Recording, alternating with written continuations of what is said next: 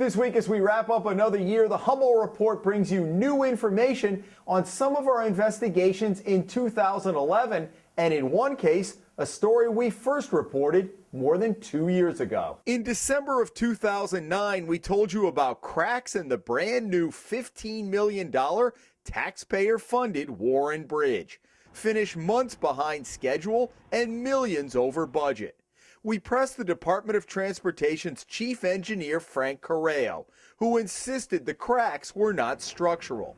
And he vowed the contractor, Aetna Bridge, would make good on the project. When he leaves that project, it will be a sound, aesthetically pleasing project that will serve the state of Rhode Island for many years to come. The contractor put unsightly sealant on both sides, and Correo said it would fade with time. But this is what it still looks like 2 years later. The sealant has faded and the cracks have reappeared. The department said replacing the sidewalks was not an option. A statement issued to the Hummel Report contradicted what Correo promised us in 2009. The sealant, while not aesthetically pleasing, is an acceptable and practical solution to the surface cracking on the sidewalks. It will reduce the potential for premature deterioration of the sidewalks. Reduce, but not eliminate. In July, we told you about persistent problems plaguing 4 high-tech boats used for emergency response throughout Rhode Island. This week, there's good news and bad news. The good news is the boats, which cost close to $600,000 each, will be getting new engines after the original manufacturer, Mercury Cummins, balked at replacing defective engines, despite numerous breakdowns while still under warranty.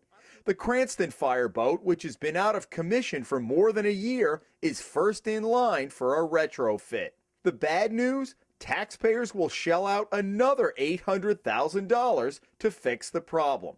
Fire officials in the 4 Rhode Island communities have secured federal port security funds to pay for the project. Fall River's Michael Coogan continues to make headlines. We first reported that Coogan, who was a state senate candidate in 2010, was working as an unlicensed contractor. Well, now because he has not responded to a civil judgment against him, Coogan faces criminal charges from the Rhode Island Attorney General's office. But that's only part of the story with Coogan, who doubled as the president of the Fall River Firefighters Union and was a strong supporter of Mayor William Flanagan, who was re-elected this fall.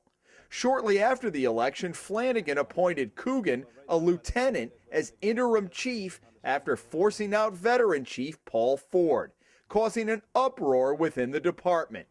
Flanagan has since suspended Coogan after questions arose about union work he did on city time, something sources say Flanagan knew about already. Coogan's criminal case in Rhode Island comes up in January. In September, we told you about a Warwick man and native of the Soviet Union who was charged by the feds with identity theft. Well, now after his conviction on those charges, he's scheduled for sentencing this week. Evgeny Tutukin came to the United States in 1991 as a college student on a visa from the Soviet Union. He was befriended by a man who gave him a social security number that later turned out to be his biological son's.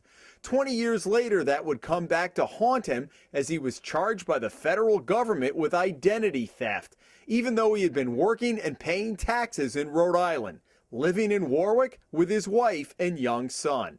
He has been at the Wyatt Detention Facility since his arrest on November 10, 2010. After a 2-day trial in September, a jury found him guilty, his explanation of what happened notwithstanding. On Wednesday, Chief Judge Mary Lisi, who heard the case, said Tutukin's claim he was naive didn't hold up, and that he had been living a lie. And she sentenced him to 4 years in prison. A year ago, Rehoboth Police Chief Stephen ENOS thought he might have dodged the fallout after a Christmas party where he had mixed Vicodin, alcohol, and was later found lying in a driveway crying. It turns out the fallout was just beginning. Excuse me? Chief, if you got nothing to hide, why don't you just talk to us? It would play out over months and ultimately result in an overhaul by the voters of the Board of Selectmen. The new board placed ENOS on administrative leave in May and didn't renew his contract. ENOS unsuccessfully sought a private investigator's license from the city council in East Providence, where he had been a policeman for 2 decades. A selection committee for a new chief will begin meeting next month with an eye toward having a new chief on board sometime in the spring. So what can we expect in 2012? Well, a lot of that depends on you, as many of our stories come from your tips and suggestions. One thing you can expect: investigations you won't find anywhere else. So join us back here next week for a brand new Hummel Report investigation.